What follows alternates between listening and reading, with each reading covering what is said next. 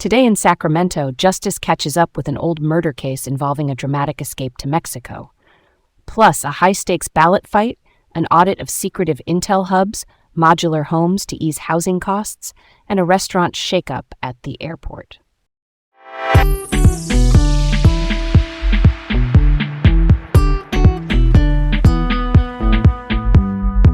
You're tuned to the local beat, keeping it chill and on point. I'm Leah. And I'm Garrett. Welcome to Laid Back Local, the news of the day with Leah and Garrett from Sacramento. First up, Sacramento man found guilty of second-degree murder in a 2017 love triangle stabbing case. Here's what happened. In November 2017 in South Sacramento, Arturo Hernandez, who was estranged from his wife, entered her apartment and stabbed 25-year-old Anthony Freeze, who was dating her while he slept. Freeze died from multiple stab wounds. Police identified Hernandez as the suspect a month later, in December 2017. Then he fled to Mexico and stayed out of reach for nearly 5 years. Extradition, which is the legal process where one country sends a suspect back to another country to face charges, finally happened in July 2023, bringing him back to Sacramento to stand trial. A jury has now found Hernandez guilty of second-degree murder. Second degree means an intentional killing without pre-planning. In plain terms, not a sudden accident and not a long-planned act. Sentencing is set for April 2026, and he faces a possible sentence of 16 years to life. The case underlines how domestic disputes can escalate into deadly violence, and it shows how complicated international cases can be when suspects cross borders. Yeah, that kind of blew my mind. 5 years on the run is a long time, and it shows how tricky it is to track someone once they're outside the country. Extradition takes diplomacy, paperwork, and patience. It's not instant, even when everyone's pushing for it.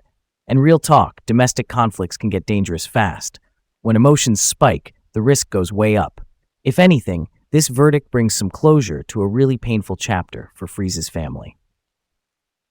Next up, Riverside County Sheriff's ballot seizure sparks a legal fight amid voter fraud claims. Sheriff Chad Bianco, a candidate in the 2026 governor's race, ordered his office to seize about 657,000 ballots from the November 2025 statewide special election after a group called the Riverside Election Integrity Team claimed there were 45,000 more ballots than officials reported.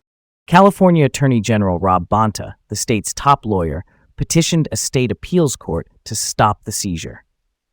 An appeals court is a higher court that reviews whether legal decisions and actions were proper.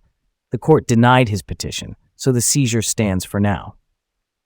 Election officials have refuted the fraud claims, saying the group's data wasn't verified. Critics have called the sheriff's move a fishing expedition, meaning a broad search, hoping to find something without solid evidence first. Important note, because it's easy to miss. The appeals court's denial doesn't prove fraud or no fraud. It just means the court didn't halt the sheriff's action at this stage. Politically, this is a live wire because Bianco is on the ballot himself this year. Election integrity is the theme, but proof matters, and that's where all eyes are right now.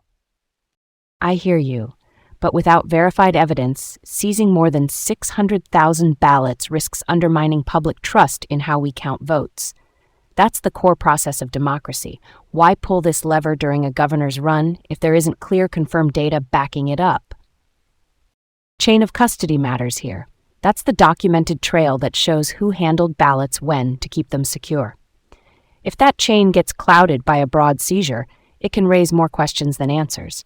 So I'm watching for what independent audits or courts find next, because facts need to lead, not speculation.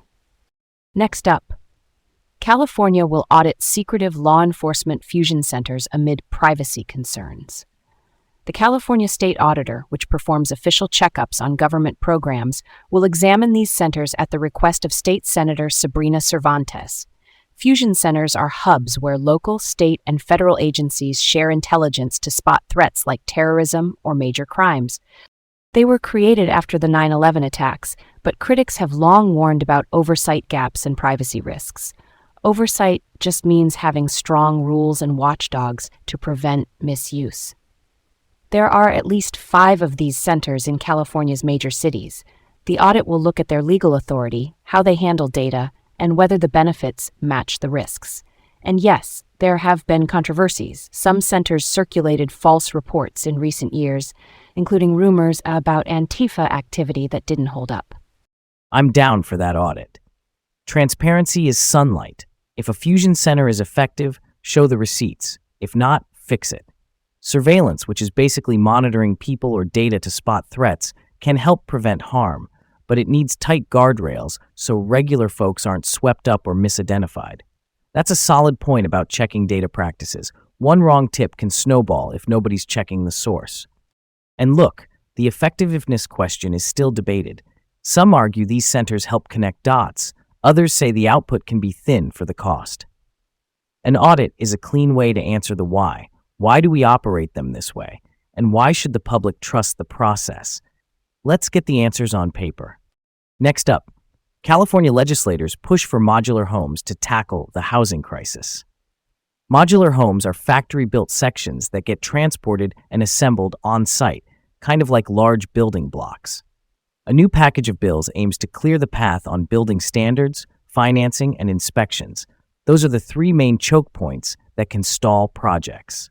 Assemblymember Buffy Wicks, who's chairing a new Assembly Select Committee on this topic, helped drive the effort after checking out models in places like Sweden, Idaho, and Indiana.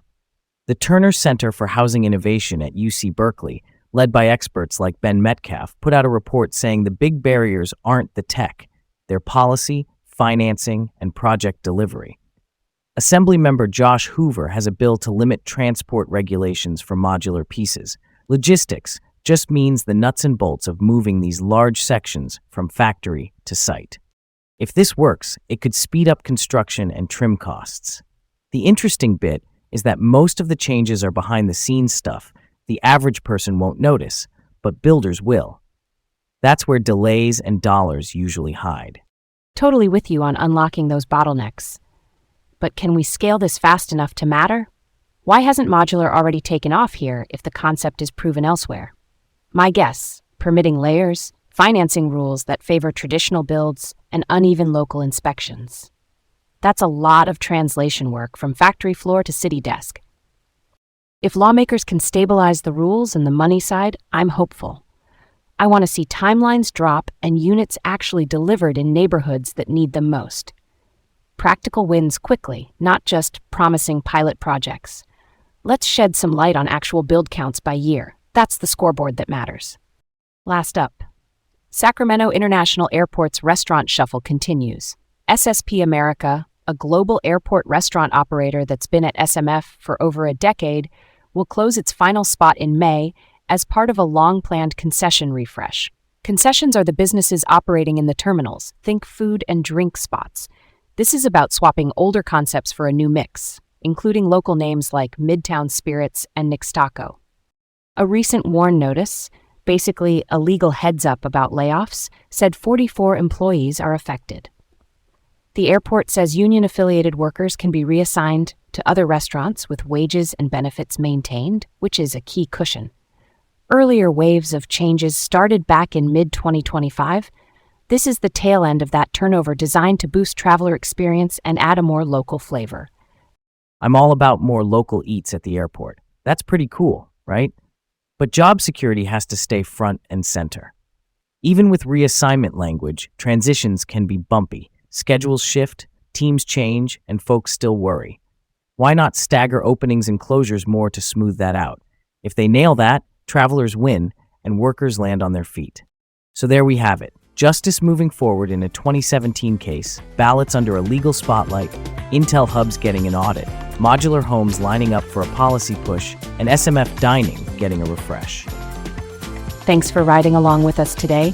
Stay safe out there, and we'll catch you tomorrow with more from around Sacramento.